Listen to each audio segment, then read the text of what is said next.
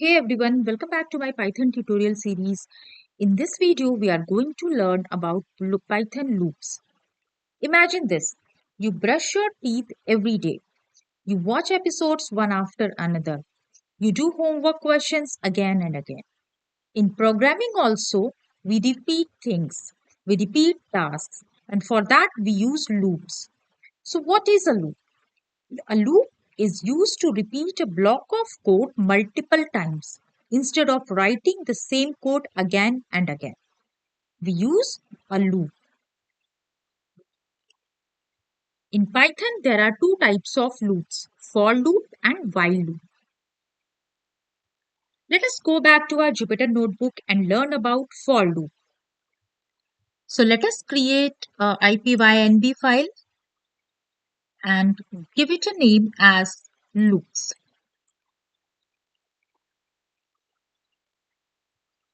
Rename. So first we are going to learn about for loop. So we use for loop when we know how many times we need to repeat. Okay. So let's say if I want to print hello 3 times, what will I do? I will write one after the other and execute. I will get hello printed 3 times. But what about if I need to write 30 times? It will become a tedious task. So we can use loops in Python which help us to repeat the task. So let us see the syntax of for loop. So for loop, we use the for keyword, then the parameter I in range. So range is a function which generates number. So if we quickly see what range function is, let me show you. If I want to print this I, okay, so what range function does, range 3, whatever number we give, it generates number till that number. So it will generate number from 0, 1 and 2. It will skip the last number. The number itself will be skipped. So if I print it, I'll get 0, 1 and 2.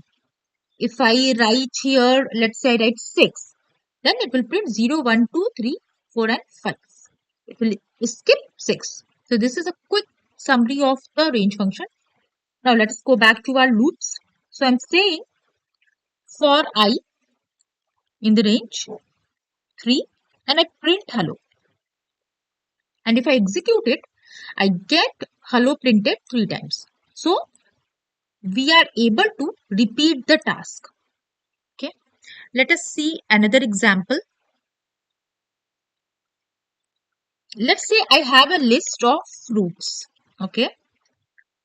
Let's say it has apple, banana. Let's take one more, mango. Okay.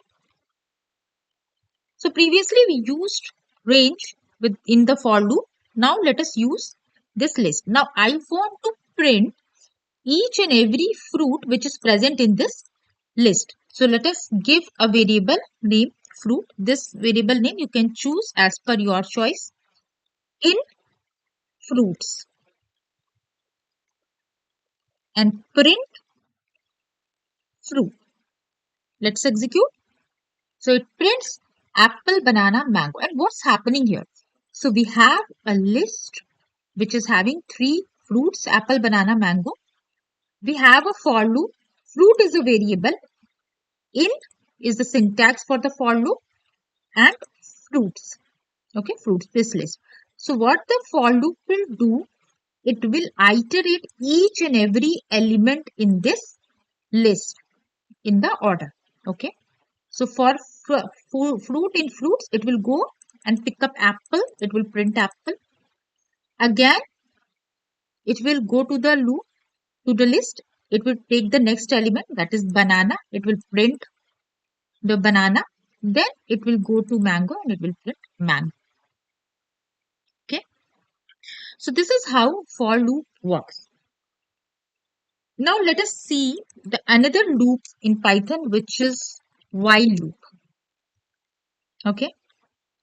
So while loop is used when we repeat until a condition is true.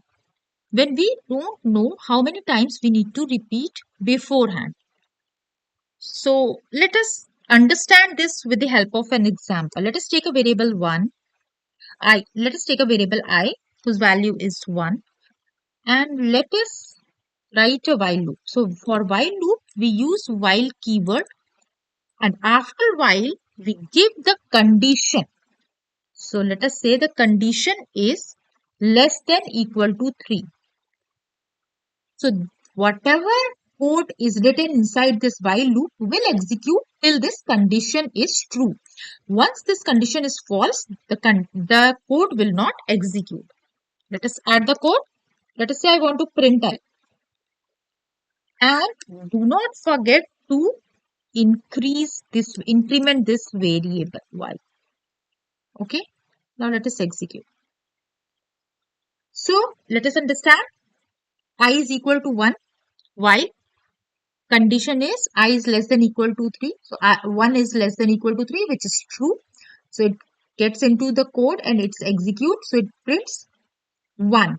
Then it will increment the I by 1. So now the value of I is 2. Again, it will go back to the while statement and check. 2 is less than equal to 3, which is true. Again, the code will execute. It will print 2. Again, it will increment I. So I will become 3 now. Again, it will go and check the condition. 3 is less than equal to 3, which is true. It will again execute the code. It will print 3. It will increment the value of I to 4. Now, again, it will go back to while statement.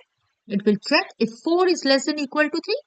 Now, the condition is false, which means this code will not be executed and the loop will be terminated.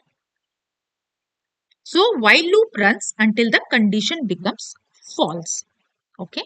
It will run till when the condition is true. Once it becomes false, it will not execute.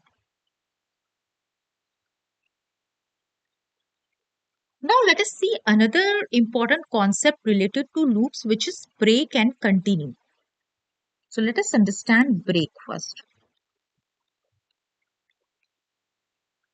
Let us create a for loop for I in range. Let me take the parameter 5 in the range function. Let me add a code with if statement. So we have learned if in the previous video. If you have not understood that concept, you can revisit that video.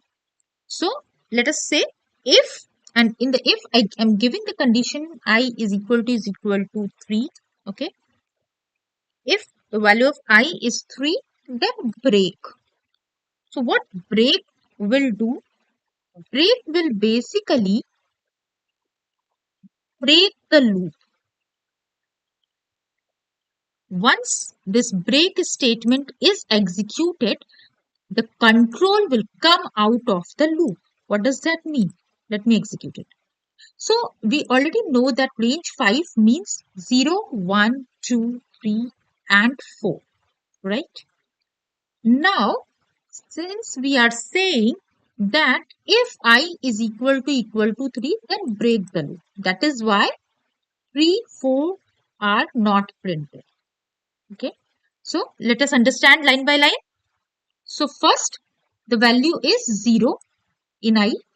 So 0 is equal to 3, which is false. So it will go to print statement. It will print 0. Then again, it will go to next element, which range function returns, which is 1. 1 equal to 3 is again false. Okay. Break will not execute. Again, it will come to print statement. It will print 1. It will go back to the for loop. Now the value is 2 because range function's next value is 2. Now 2 is equal to 3. Condition false. Print 2. Now again, it will come here with the value 3. 3 is equal to 3, which is true. Now break will execute and the control will come out of the loop. Okay. So if I print here, let's say I give a print statement that loop is over. Okay. So after 2 loop is over because at 3 break was executed. Similar to this, we have another concept which is continue.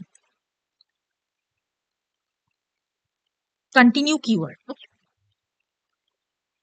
So let us see an example. Let us go for the same for loop I int range 5. Now let me check the condition. If I equal to 2, I will continue. Okay. And let us give a print statement here. I. Let us execute. Okay. So let us understand line by line. So for loop on range 5. So values are 0, 1, 2, 3 and 4. Okay. So the first value of I is 0. So 0 is equal to 2, which is false. So this continue will not execute and it will print 0. Then again, the control will come to the for loop. The next value returned by range function is 1. 1 is equal to 2, again false. Again it will print 1. Again control will come here. The next value is 2. Now 2 is equal to 2, which is true. Okay. Now this continue function will execute. So when the continue function executes, when a continue keyword executes, then the control will come back to the for statement and will skip any further code which is written in the for block. Okay. So once the continue is executed for when y is equal to 2, when 2 is equal to 2, then the control will come again to the for block without printing the value 2. The next value is 3. Again, this condition is false, so print statement will be executed. That is why when I was equal to 2, print did not execute. Hence, we do not see 2 printed here. Okay. So break function the break keyword when executed, it will break the loop. The continue keyword when executed, it will skip the remaining code in the for loop and it will return the control back to the for loop and it will start executing with the next element. Okay. There's something called infinite loop. So in the while loop, we learned that it will execute till the condition is true. So if someone writes this thing, let's say hello.